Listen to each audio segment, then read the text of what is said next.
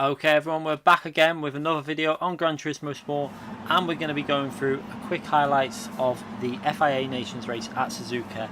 In the Scirocco Group 4 car, this was a single make race with a standing start, quite a stacked lobby to be honest. We've got Baptist there in P1, one of the fastest drivers pretty much on the game at the moment, and yeah, a lot of fast drivers all the way through the field. Quite an enjoyable combination if I'm honest. There was multiple strategies. You had to use the hard tyre and the medium tyre, and the hard tyre was actually not too bad. You could actually do a one stop, obviously starting on the mediums or starting on the hards, and then switch to vice versa, or you could do a two stop and doing one lap on the hards and then doing the two stints on the medium tyres.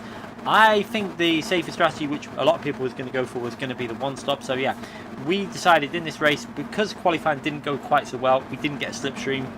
Unfortunately, still slipstream qualifying is a thing on GT Sport, because although they have reduced the slipstream in Group 4, it's so overpowered if you get a good tow from behind another car. So yeah, we were starting down in P11, didn't manage to get a slipstream, so not that bad a lap considering we had no slipstream. Could have been better though. So yeah, starting from P11, let's see what we can do with a standing start. We're going to get not the best start starting from the hard tyres. I actually did a better start in the previous race. Didn't really get the traction on this go, but unfortunately that's probably because of the hard tyre. But we're going to see what we can do from this position. Going into turn 1, we need to be quite cautious. Obviously we've got cold hard tyres.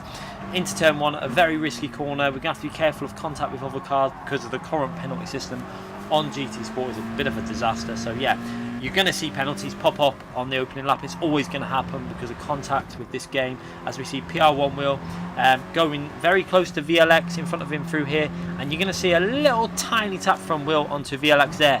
It was nothing major, no real loss of positions there, and a 2-second penalty for Will. I can understand why the game did give it, because it could have been dangerous, but there was no harm done. And then again, SVDR, I don't quite understand what he gets a 1-second penalty for there. I'm quite baffled. It looked like nothing actually happened, but yeah, he picks up a 1-second penalty after the chaos, and yeah, highlighting the issues again with the current penalty system. So yeah, Polyphony, take a look at this, get it sorted, because you're driving people away from this game with this current penalty system. You need to get on top of this again very quickly.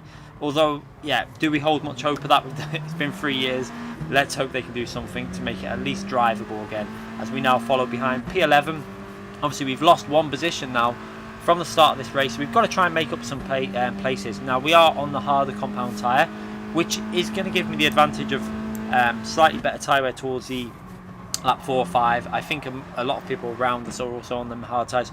We're going to gain a few positions now though, as obviously SVDR is probably going to end up just behind me with that 1-second penalty. He's probably going to be about a second behind, and Will is going to be even further back than that, maybe about 2 seconds behind. As you see, he's going to have to take that extra second worth of penalty, which really is quite harsh on this track, because you lose a lot of time.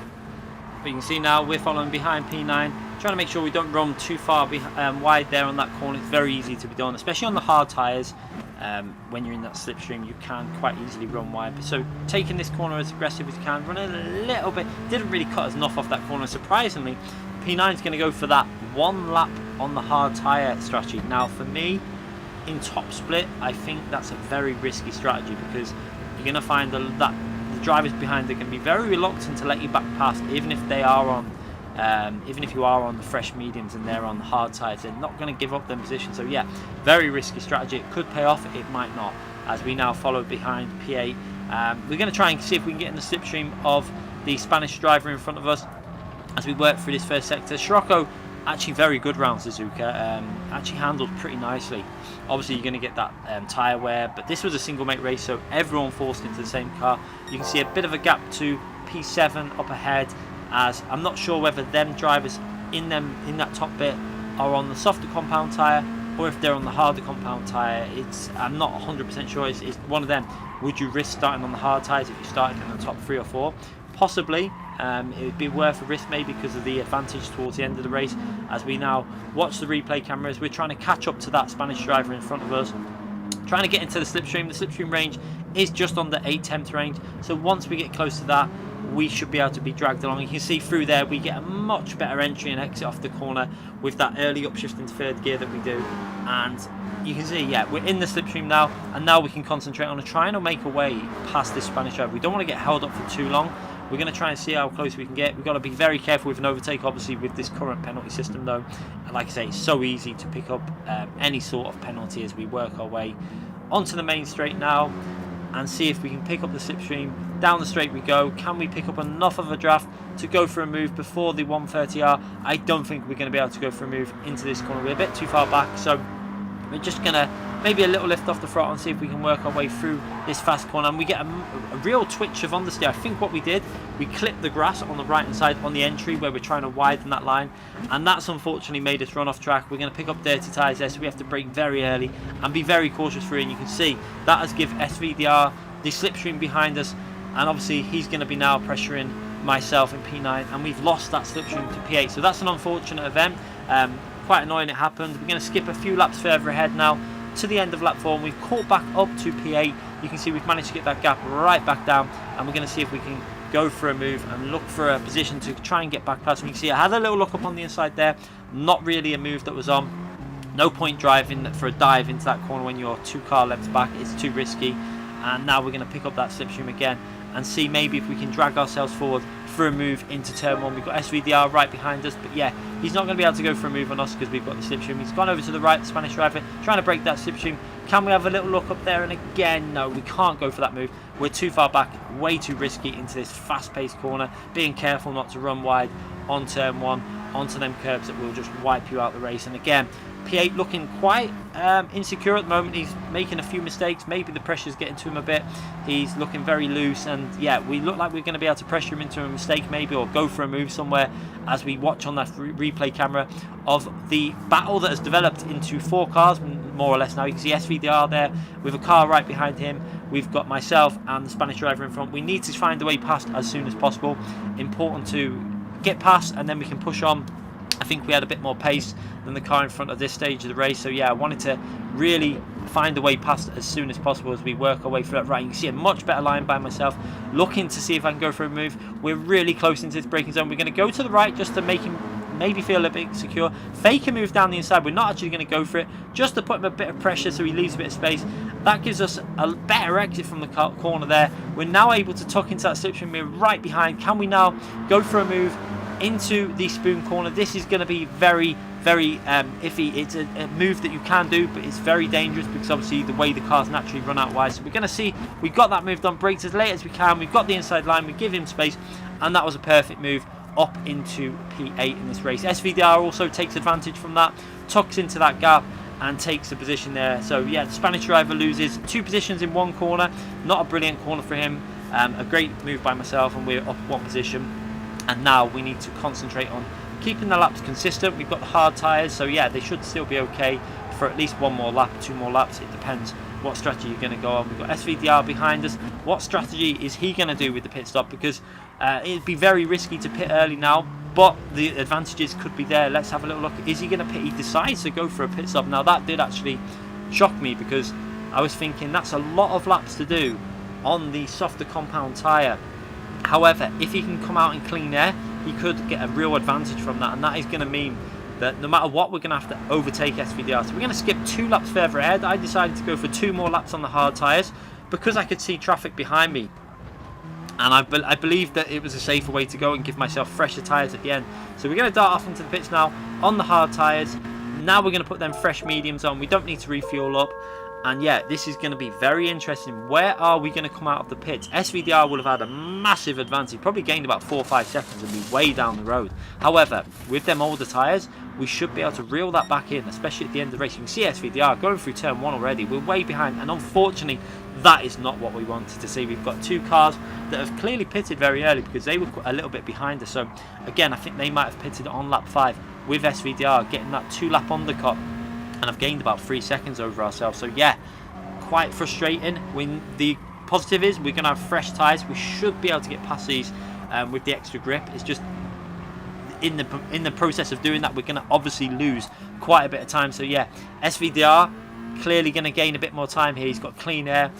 we're trying to get past as soon as possible. We need to find the way past because we can't afford to get caught up in this battle. You can see that they're battling and we're getting caught up in this battle. So yeah, you can see PR1 wheel in front of me. We're going to follow Will and give him a little bump draft here. You're going to see this is a bit tactical, but yeah, the Spanish drivers did it to us last time. We're going to return the favour for Britain, and we're going to bump draft Will down the inside, and we're going to see if that opens up an opportunity for me to go down the move on the inside. So yeah, last time we got a little bit screwed over by people teaming up on ourselves. This time we're going to try and return that favour, and again, see, we get the inside line. Will's going to hopefully, yeah, he returns the favour back over to myself to give me the slipstream. That's going to give me the ability to give him a little nudge. Now you have to be very careful with this, with the current penalty system, so we're very gentle with the bump draft. You see, nothing too aggressive, and we don't get a penalty. And yeah, that's given myself the position over Williams Coquet, and we're up into P10. We've got the fresher tyres. Now we need to find the way past Will. So unfortunately, Will, the race is on now. We need to go for that move. But thank you very much for helping me in that move. And yeah, hopefully he enjoyed that little move, the teamwork to get him ahead of Williams Coquet as well. So yeah, we're going to use the slipstream to Will now and see if we can find a way past. Now we've got 2 lap fresher tyres. We've got a lot more grip. We wanted to just get this moved on as soon as possible. You can see going looking up the inside, but yeah, Will is not going to give that position up.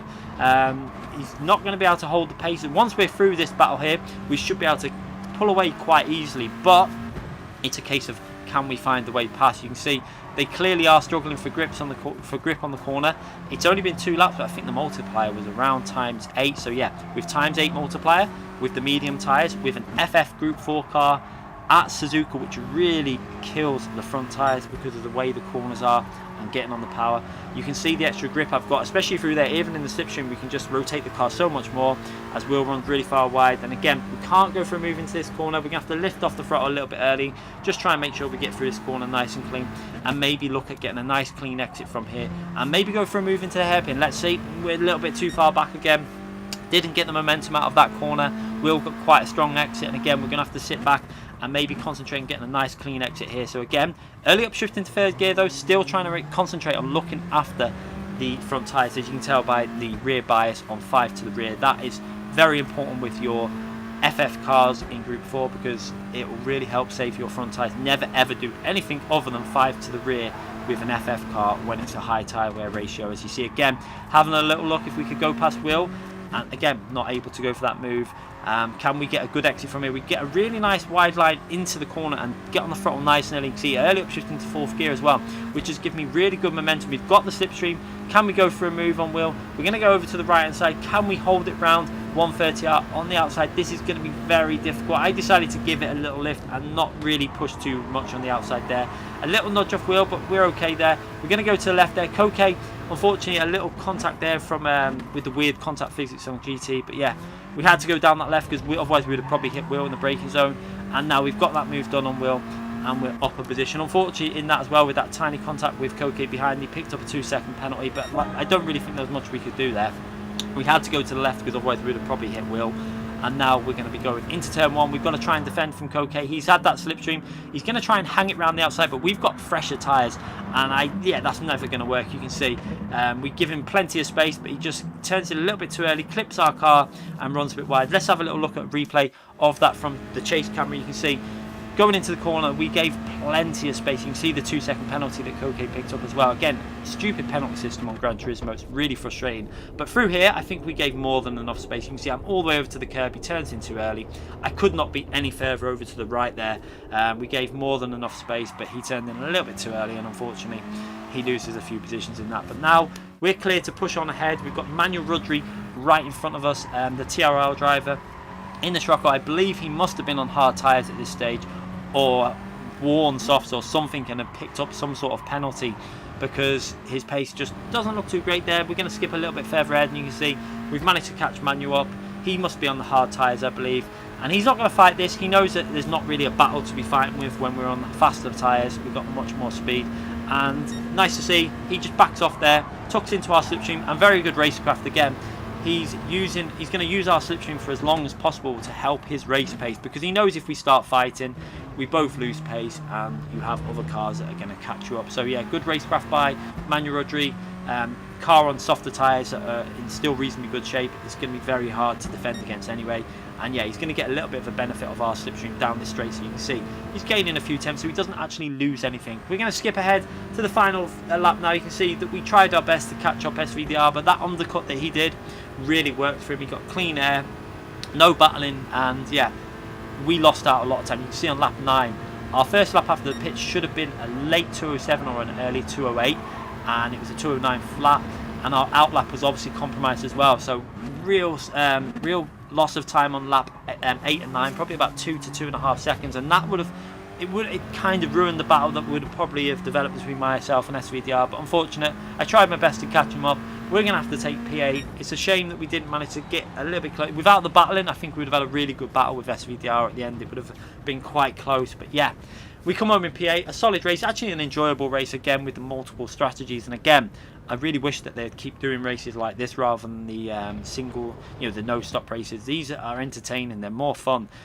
Different strategies, battles going on and stuff. Just more entertaining to be a part of. So if they're listening, Polyphony, please try and make sure that you give more races like this in FIA. They are fun. Multiple strategies that were fairly equal as well. Whether you started on medium, hard, or did a two-stop, it was fairly close in terms of overall finishing time. Not an amazing amount of points, but yeah, we wasn't really doing this round to expect to get amazing points. It was just for the fun of the race, and I enjoyed that one. I hope you enjoyed it as well. Hit that subscribe button, hit the notification button so you don't miss any future videos or live streams, and I'll be back very soon. Thanks again for watching, everyone.